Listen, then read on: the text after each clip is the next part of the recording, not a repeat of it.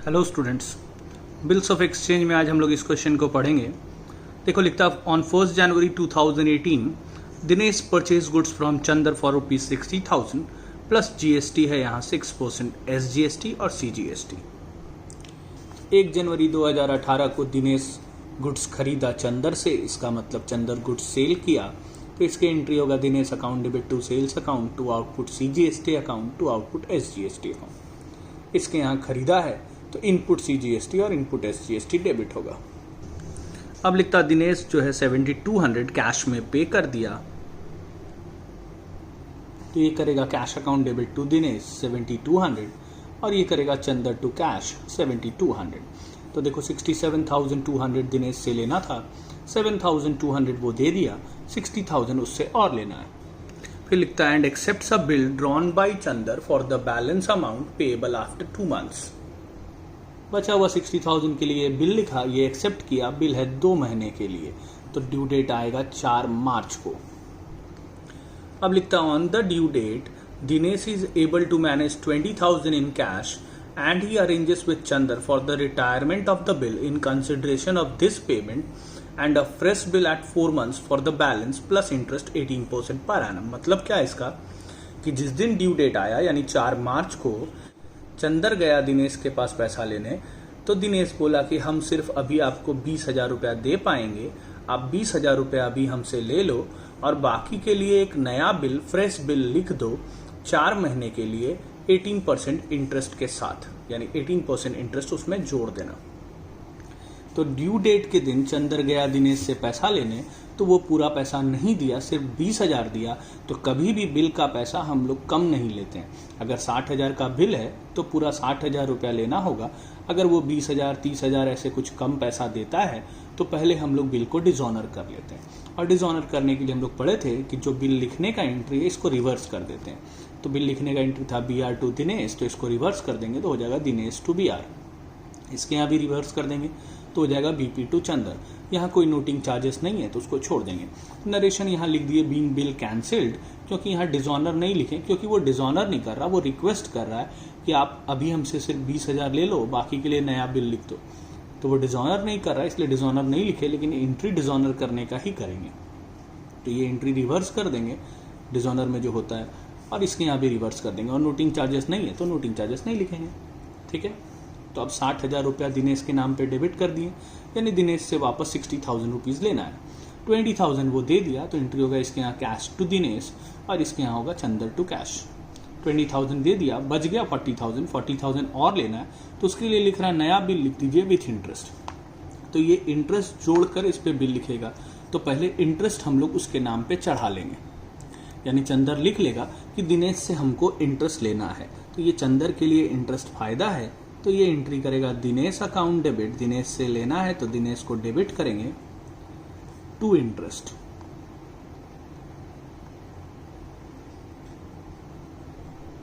इसके यहां हो जाएगा इंटरेस्ट नुकसान डेबिट होता है, तो ये करेगा interest account debit to Chander. इसके लिए इंटरेस्ट नुकसान है, इंटरेस्ट डेबिट होगा, इसको चंदर को इंटरेस्ट देना है। इसके लिए इंटरेस्ट फायदा है, क्रेडिट होगा, इसको दिनेश से इंटरेस्ट लेना है। इंटरेस्ट निकालेंगे 40,000 का दिया हुआ है 18% और नया बिल लिखना है 4 months के लिए, तो 40,000 का 18% 4 months के लिए। 60,000 दिनेश से पाते थे, 20,000 वो दे दिया, अब 40,000 पाते हैं, 40,000 पे 18% इंटरेस्ट 4 महीने के लिए निकाले तो आया 2400, यानी 2400 इंटरेस्ट का उससे और लेना है। तो 40,000 लेना था प्लस 2400 और लेना है, तो अब हमको उससे लेना है 42,400। तो अब जो नया बिल लिखेंगे वो लिखेंगे 42,400 का। तो ये बिल लिखा और ये एक्सेप्ट किया, 42,400 का 4 महीने का बिल है। लिखता सेकंड बिल का समय पर पेमेंट हो गया, मेट ऑन मैच्योरिटी। तो सेकंड बिल का ड्यू डेट कैलकुलेट करेंगे। बिल लिखा है 4 मार्च को, तो 4 मार्च से 4 महीना यानी होगा 7 जुलाई। तो 7 जुलाई को ये सेकंड बिल का यानी रिन्यूड बिल का पेमेंट कर दिया। ये पेमेंट किया, इसका एंट्री होगा BP टू कैश। इसको पैसा मिला क्योंकि बिल इसी के पास है, तो इसका एंट्री होगा कैश टू BR। अब इस क्वेश्चन को देखते हैं। इसमें बिल जो डिस्काउंट कराने दे दिए बैंक से वो डिसऑनर हो गया। लिखता A sells goods for ₹30,000 to B on 1 January 2017 A goods बेचा बी को 1 जनवरी 17 को और उसी दिन एक बिल लिख दिया 3 महीने का, जो कि बी एक्सेप्ट करके ए को वापस कर दिया। तो 1 जनवरी को ए गुड्स बेचा, बी खरीदा, फिर ए बिल लिखा और बी एक्सेप्ट किया। 1 जनवरी को बिल लिखा, 3 महीने का बिल है तो ड्यू डेट आएगा 4 अप्रैल को। लिखता 4 फरवरी को ए इसको डिस्काउंट करा लिया अपने बैंक से 18% पर एनम पे।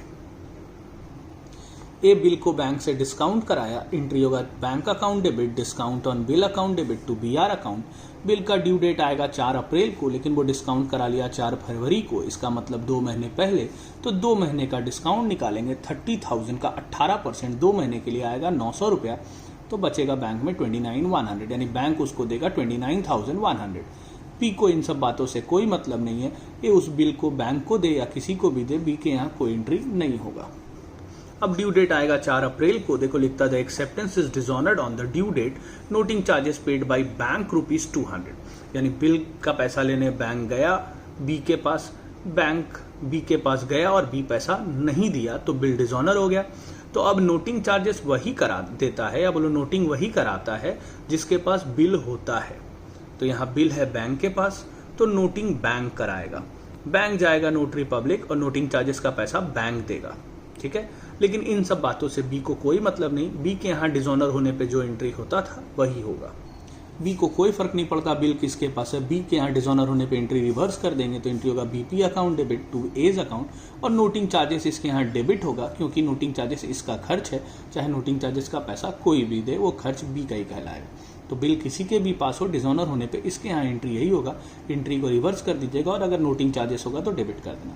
फर्क पड़ेगा ए के यहाँ, क्योंकि ए के यहाँ बिल नहीं है, बिल है बैंक के पास। तो जब भी बिल किसी और के पास होगा आप इसके यहाँ एंट्री याद कर लो, जो ड्रॉअर होता है बिल अगर उसके पास होता है तो बिल लिखने का जो एंट्री है उसको उलट देते हैं और नोटिंग चार्जेस के लिए लिखते थे टू कैश, लेकिन यहाँ बिल है बैंक के पास और नोटिंग चार्जेस भी बैंक देगा, तो इसके यहाँ एंट्री होगा बीज अकाउंट डेबिट,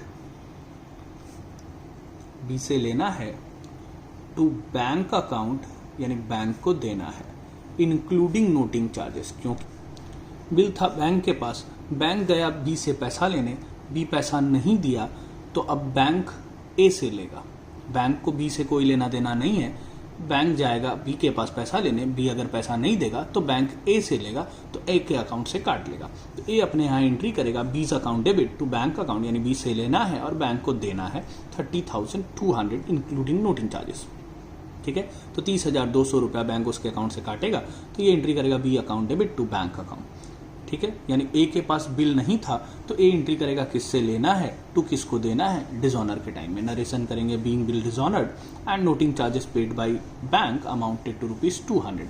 यही मान लो बिल जो है अगर सी के पास होता, यानी ए मान लो इंडोर्स कर देता सी को, तो पैसा लेने सी जाता, फिर मान लो बी पैसा नहीं देता तो नोटिंग चार्जेस का पैसा सी पे करता, तो ए अपने यहाँ एंट्री करता B's account debit to C's account 30,200 रुपया, बी से लेना है, सी को देना है 30,200 रुपया, तो यहाँ बी से लेना है, बैंक को देना है, जिसके पास बिल होगा उसका नाम लिखेंगे, तो बी से लेना है और बैंक को देना।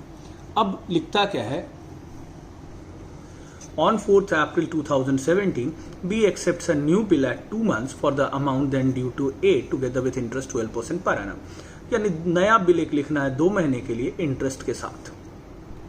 तो इसके एंट्री होगा B's account debit to interest account, इसको इंटरेस्ट लेना है 604 रुपया, बीज से इंटरेस्ट लेना है, इसके लिए इंटरेस्ट फायदा है, एंट्री करेगा B's account to interest account 604, 30,200 पाते थे, 12% इंटरेस्ट है, 2 महीने के लिए आएगा 604।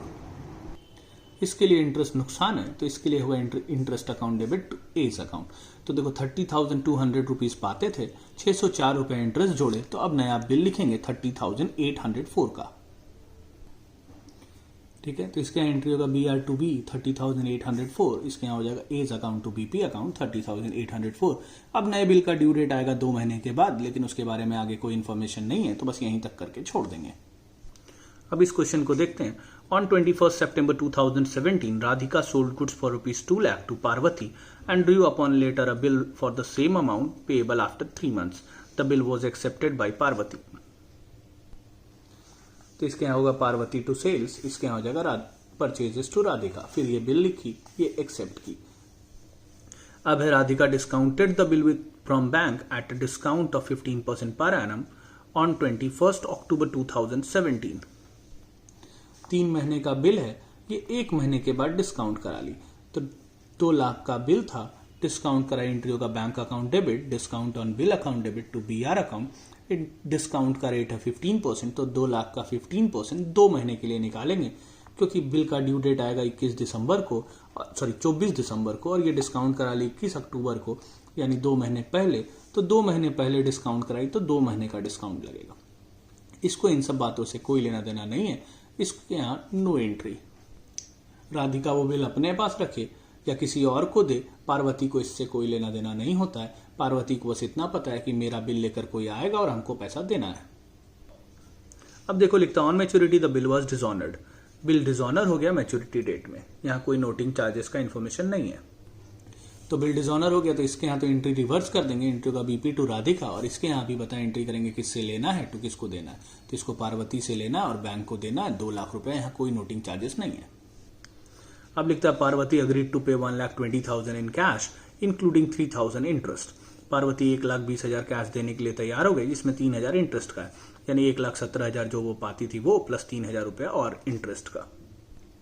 तो इसको 1,20,000 रुपया मिलेगा, तो एंट्री करेगी cash account debit to Parvati account to interest account. Interest 3,000 इसमें इंक्लूडेड है, यानी पार्वती के अमाउंट में से 1,17,000 मिला। इसके एंट्री होगा Radhika account debit interest account debit to cash. Total दी 1,20,000, जिसमें 3,000 इंटरेस्ट है, तो राधिका में डेबिट होगा 1,17,000। तो देखो यहाँ पार्वती से पाते थे 2 लाख रुपया, 1,17,000 क्रेडिट हो गया, यानी अब पाते हैं 83,000 पाते हैं। लिखता and accepted a bill for 3 months, यानी जो बचा हुआ अमाउंट है 83,000 का, उसके लिए एक नया बिल लिख दिए। तो एंट्री होगा BR account to Parvati account 83,000, इसके यहाँ हो जाएगा राधिका टू BP 83,000। अब राधिका जो है नए बिल को इंडोर्स कर दी गायत्री को 85,000 में इन फुल सेटलमेंट। तो 83,000 का बिल गायत्री को इंडोर्स कर दी 85,000 में, तो एंट्री होगा Gayatri account debit to BR account to discount receive. 85,000 rupees पाती थी गायत्री, 83,000 का बिल इंडोर्स कर दिए, 2,000 रुपए डिस्काउंट हो गया। इसको कोई मतलब नहीं है आप उस बिल को किसको देते हैं। फिर ड्यू डेट आएगा 27 मार्च को, 27 मार्च को इसके पास पैसा लेने के लिए गायत्री गई, ये पैसा दे दी, तो ये करेगी BP टू कैश। इसको फर्क नहीं पड़ता पैसा लेने कौन आया, ये अपने बिल का पेमेंट करती है। तो इसके यहाँ एंट्री होगा BP टू कैश, इसके यहाँ कोई एंट्री नहीं होगा क्योंकि पैसा मिलेगा गायत्री को।